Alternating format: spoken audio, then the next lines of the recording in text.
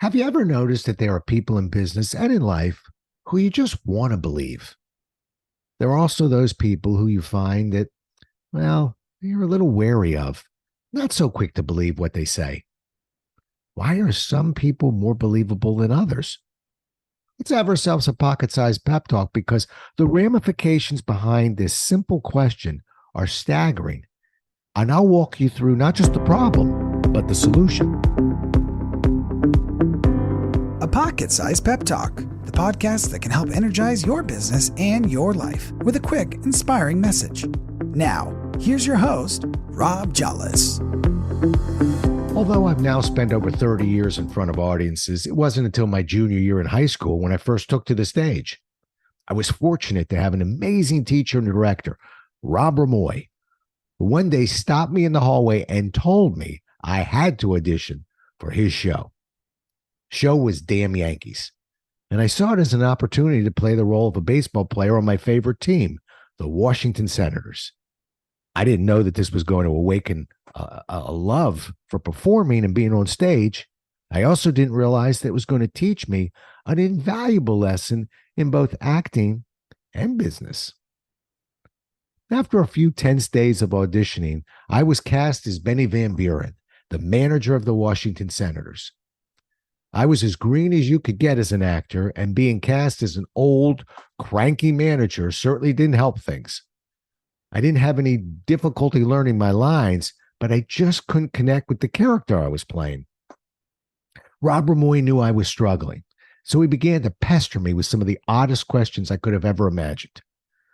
Well, he'd walk by me and say, "Hey, Jollis, what kind of car does your character drive?"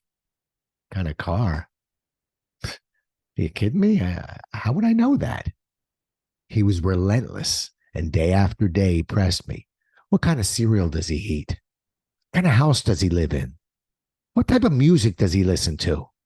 I couldn't figure out how in the world this would make me a better actor, but after some nervous laughter, I began to make up some answers. It seemed like a waste of time, but if it made my director happy and got him off my back, I'd figure I'd give it a try.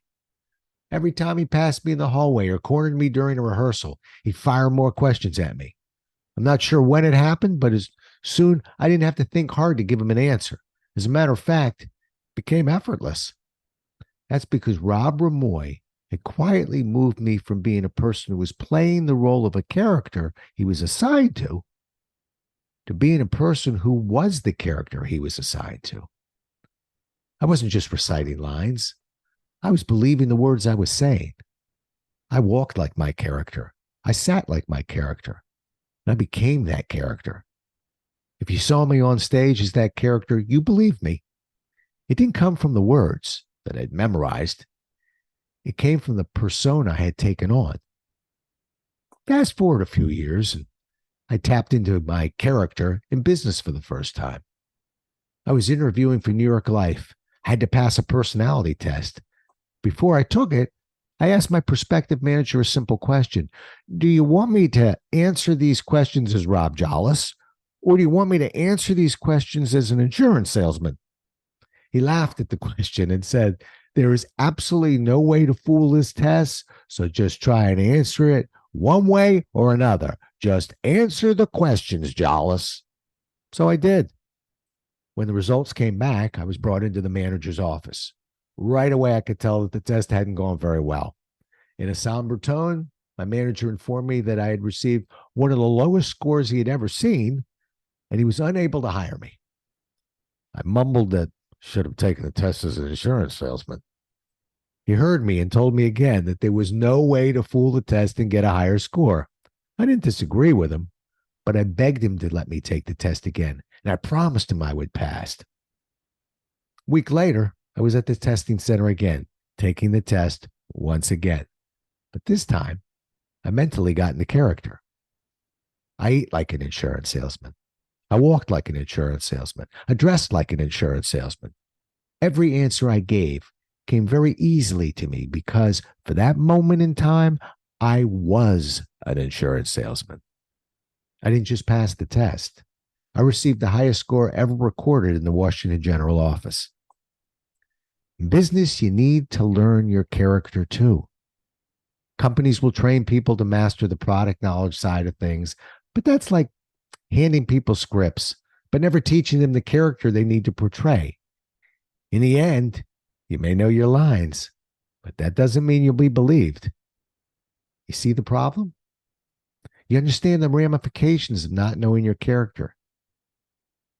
Can you see the value in understanding your character so you can deliver your lines with conviction? So let's go there. Let's talk about delivering your lines with conviction. Who's your favorite actor? I've always been a fan of Daniel Day-Lewis. Watch him in a movie, and I can assure you, he'll make you believe in whatever character he's playing. Coincidentally, he's famous for the intensity in which he studies each of the characters he's going to portray. Here are a couple of samples. Lincoln.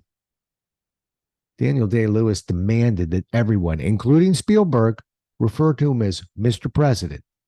He wouldn't let English cast members speak to him in their own accents while trying to get Abe's voice right for fear that he might throw him off.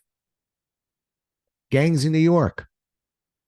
For his role as Bill the Butcher, Day-Lewis took up lessons as an apprentice butcher. He was so into the role that he refused to wear a warm jacket because, according to him, it wasn't in keeping with the period. He caught pneumonia, but rejected modern medicine when it was offered to him to help him with his illness. The Name of the Father. To accurately portray a wrongly convicted prisoner, Day-Lewis spent several nights at a time chilling in solitary confinement in the abandoned prison where they were filming it in. He even kept himself awake for 3 days in preparation for an interrogation scene in the film. Last of the Mohicans. To prepare for this role, Day-Lewis taught himself how to live as a survivalist, and he learned how to hunt animals for food. He refused to eat anything that he hadn't killed with either his flintlock rifle or his tomahawk, both of which he could use very well. First movie I ever saw him in, My Left Foot. While playing the paralyzed poet Christy Brown, he refused to leave his wheelchair and had crew members carry him around the set during the entire shoot. He also insisted that all his meals be spoon-fed to him.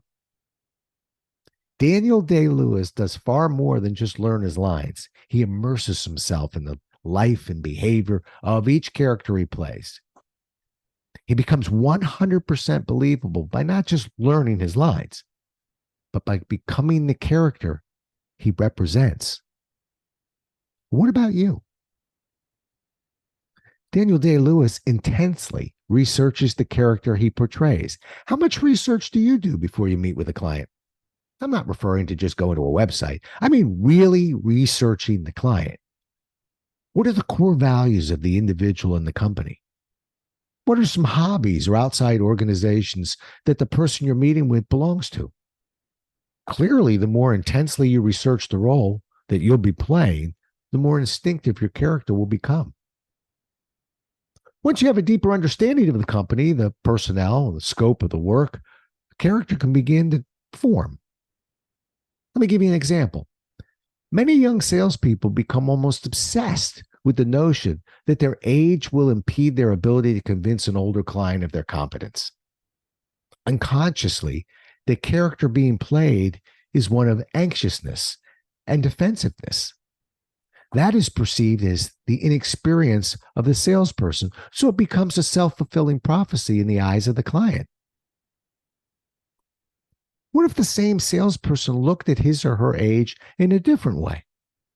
What if that same salesperson defined the character about to be played as a person who was innovative, on the cutting edge of technology, and had access to a network of personnel and solutions that would stagger the mind?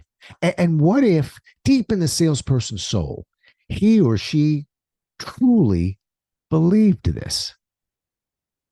Every move made, every word spoken would be supported by this character, a character that was not inexperienced or arrogant, but wise beyond his or her years.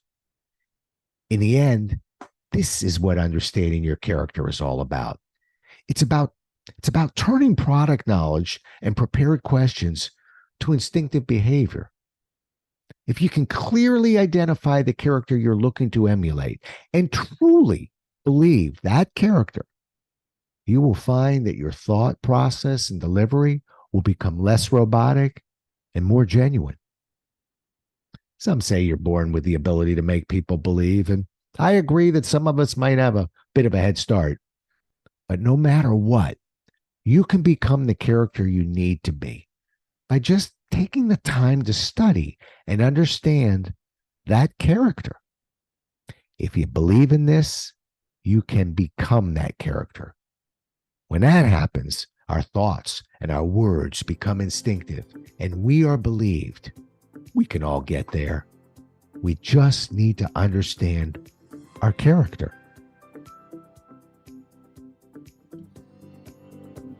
Thanks so much for listening. If you enjoyed today's show, please rate and recommend it on iTunes, Outcast, or wherever you get your podcasts. You can also get more information on this show and Rob at jollis.com.